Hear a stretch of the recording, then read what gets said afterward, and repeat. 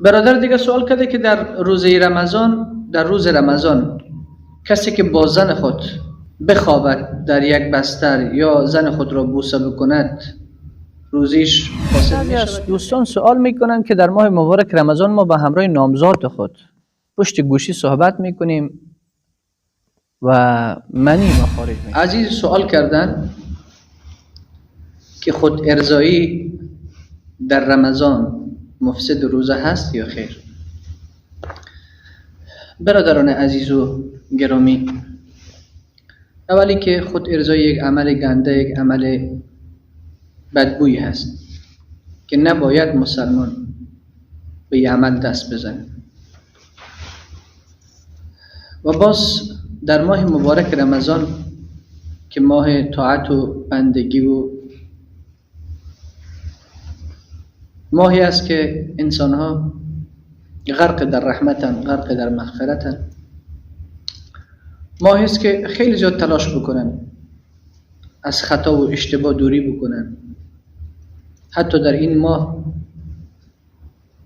قسمی که در حدیث داریم رسول صلی الله علیه و سلم میگه کسی با شما اگر دعوا میکنه شما بگویید که ما روزه دار هستیم. یعنی در این ماه صبر باید بیشتر بشود، هم صبر در طاعت، هم صبر در انجام ندادن معصیت، هم صبر در مصیبت. خود ارضایی علمای امت اسلامی میگه مفسد روزه هست.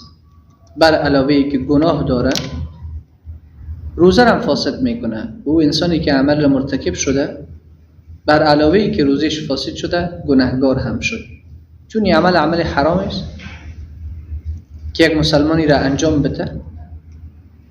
عمل نادرست است، عمل بدبویی هست، عملی است که هم ضرر جسم هم ضرر دین مضر هست در جسم انسان ها. بسیاری از علما و اطباء درباره خود ارضایی حتی کتاب های مستقل هم نوشته شده و ضررهای از یک عده از علما در کتب خودشان جمع کردن. بنابراین عمل بسیار زشت و مفسد روزه هست، بر علاوه از گناه عظیم هم دارد. برادر دیگه سوال کرده که در روز رمضان کسی که با زن خود بخوابد در یک بستر یا زن خود را بوسه بکند روزیش فاسد می شود یا خیر؟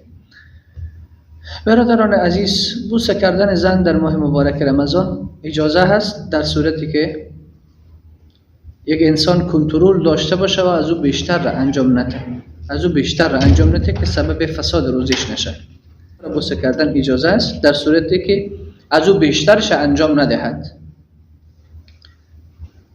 و همچنین خوابیدن در یک بستر با همسر در ماه مبارک رمضان هیچ کدام مشکل نداره. کسی که مطمئن است که از او بیشتر انجام نمیده، مطمئن است که روزی خود را فاسد نمیکنه، چون همبستری در ماه مبارک رمضان برای مردان حرام است. ماه امتحان است دیگه. پروردگار چیزهایی که حلال قرار داده در ماه مبارک رمضان گفته همون حلال را هم تو استفاده نکن، ولو که غذا با پول تو آمده شد باز هم استفاده کردنش نادرست و حرام است. بنابراین کسی در ماه مبارک رمضان به همراه همسر خود خوابیده میتواند، بوسه کرده میتواند، ولی اگر بوسیدن سبب شود که او جماع بکنه به همراه همسرش باز نادرست است. یعنی کنترل کرده خود را نتواند. کسی در محضر حضرت رسول صلی الله علیه و سلم آمد گفت یا رسول الله من میتونم در ماه مبارک رمضان زن خود را بوسه بکنم؟ پیامبر گفت بله. و کسی دیگر آمد از پیامبر پرسید که یا رسول الله میتونم در ماه مبارک رمضان زن خود را بوسه بکنم؟ پیامبر گفت نه خیر. یک سوال دو جواب. چون رسول صلی الله علیه و سلم شخص اول که آمده بود، رسول صلی الله علیه و سلم دانست که از او بیشترش انجام نمیده، و نفر دوم چون کنترل نداشت شهوتش بیشتر بود، پیامبر صلی الله علیه و سلم برش گفت که نه خیر. رسول صلی الله علیه و سلم میدونست که از او بیشترش انجام میده. بنابراین در ماه مبارک رمضان خیلی احتیاط در کار است. اما در شب هیچ مشکلی نیست، بعد از غروب آفتاب هیچ مشکلی نیست که همخوابه به همراه همسرش میشود، هیچ مشکل ندارد. ولی در روز که بعد از طلوع فجر است، از اونجا روزه گرفتن شروع می شود تا غروب آفتاب. تلاش بکند یک مسلمان که روزه کامل بگیره، روزش خالی از کراهیت باشه، روزه کامل کوره به تعبیر امام محمد غزالی روزه خصوص الخصوص میگه یا خصوص میگه، روزه خصوص که هم دستت روزه است، هم پایت روزه است، هم زبانت روزه است، هم چشمت روزه است، هم گوشت روزه است. یعنی با گوش موسیقی نمیشنوی، با زبان کسی را آزار و اذیت نمیکنی، دشنام نمیتی، غیبت نمیکنی، سخنچینی نمیکنی، با دست خود کسی را آزار نمیتی.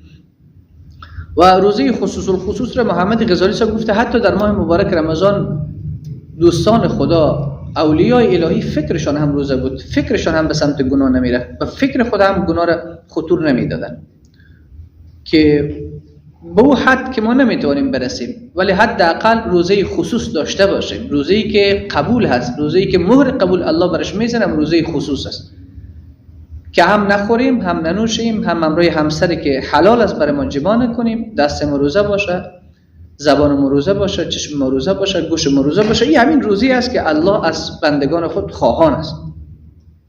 همچنین بعضی از دوستان سوال میکنن که در ماه مبارک رمضان ما با همراه نامزاد خود پشت گوشی صحبت میکنیم و منی ما خارج میشه، آیا روزه فاسد میشه؟ بله برادران عزیز و خواهران گرامی، و خیلی ها که پشت گوشی میپرسن که آیا در ماه مبارک رمضان ما خود کنترل نداریم، اگر در روز با نامزاد خود صحبت بکنیم نمیتونیم که خود را کنترل بکنیم، خروج منی میشود، روزه را فاسد میکنه؟ بله روزه را فاسد میکنه. تلاش بکنین برادران عزیز. من گفتم یک ماه مبارک رمضان چشم پوت بکنین، باز بکنین، دیگر رمضان تمام میشود.